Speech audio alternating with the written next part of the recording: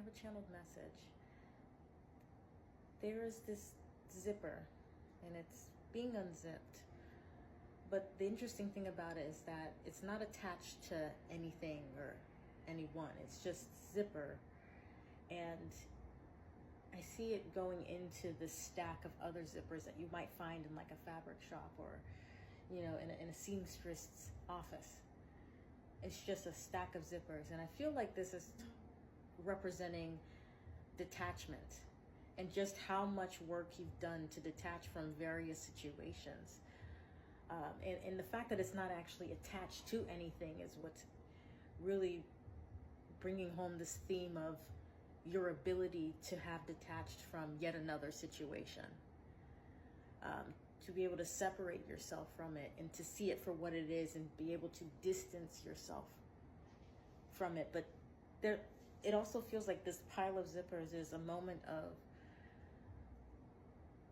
you know, celebrating just how much work you've done. Just looking at how much you have offloaded, how much you've released, how much you've kind of scraped off in the internal landscape, and how easy it is for you to remain detached from these stories, to remain detached from those identities. Some of you may even see it as, yeah, that zipper was attached to that role. You know, but once you take the costume off, you know, maybe that zipper is just the information about that moment in time existing. So it's just the memory now. But it's not something that we are fully re-embodying again because we don't have the rest of the costume. I intend that makes sense. So it's almost like, I guess, being able to look at the fact that we had so much to detach from and not being ashamed of it. And not wanting to run away from it by keeping a part of it, by being able to say, you know what, I can claim that I did play this role. I was this person. I went through this experience. But again, it's not attached to the full costume, so I can't re-embody it even if I wanted to. But it is a part of my collection. It is a part of who I am. It is a part of my constellation. So I think there can be a moment of appreciation for how far you've come, and to acknowledge how easy it is for you to detach from what is no longer serving you.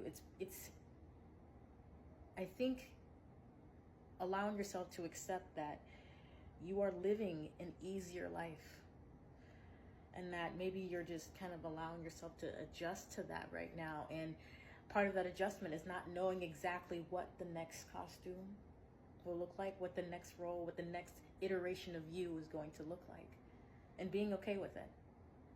So I think we're comfortable in the unknown.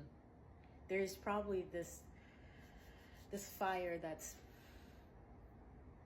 getting brighter and brighter and burning stronger within you, simply because you are allowing and giving yourself permission to experience life from the perspective of freedom, instead of seeking the next thing to just zip yourself up in.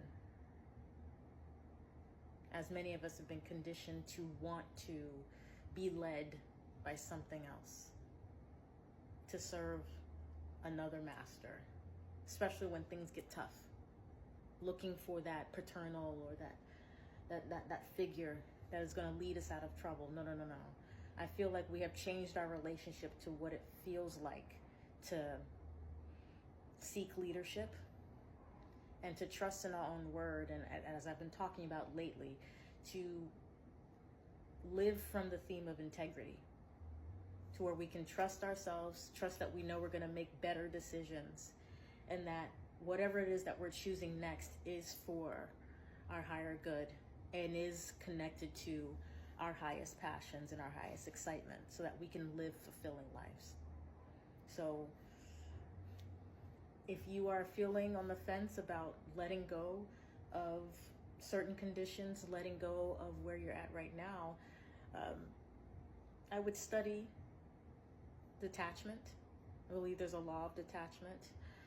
I would listen to more testimonies and stories and those who create content that talk about their experience of what it's like to release themselves from older identities, and especially those who lean into being graceful and compassionate with themselves.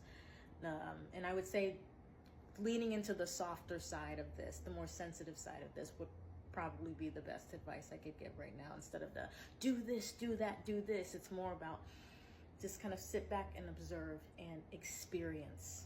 Okay, the time to do will come. Okay, the pendulum will swing, the wheel will turn. But as of right now, I think this is a time where we can kind of sit back and appreciate how much we have done for ourselves so far. The fact that you've been trying to heal, going to therapy, that's you never giving up on yourself. That's you trying to learn how to detach. But then it was just a matter of time and allowing life to go on, allowing yourself to experience, you know, the new type of technique or the failure of it. It's you just learning how to heal and then understanding how to get yourself to a much more elevated level so that you're no longer trying to heal from a place of I'm broken, but expand and learn how to let go of a previous role so that you can expand into the next. And so that feeling of change or that feeling of dying doesn't stop you from trusting the inner power that's within. So I'm going to leave it right there. It's been a while since I have received a channel message that I feel like I can just put on and record. But let me know what you thought about those messages and if it resonates, excuse me. And I was thinking about if this seems like something interesting to you, if you like these messages, then I can do a mid-month zodiac channeling for each of the signs on my YouTube and see what comes out there and what we can expect. So that being said, please do your best to keep the faith. I appreciate any time that you spend here, and I appreciate all the gratitude and the likes and the comments. I am very, very grateful, and I look forward to reconnecting with all of you, and I intend that this was very validating. So until next time, bye-bye.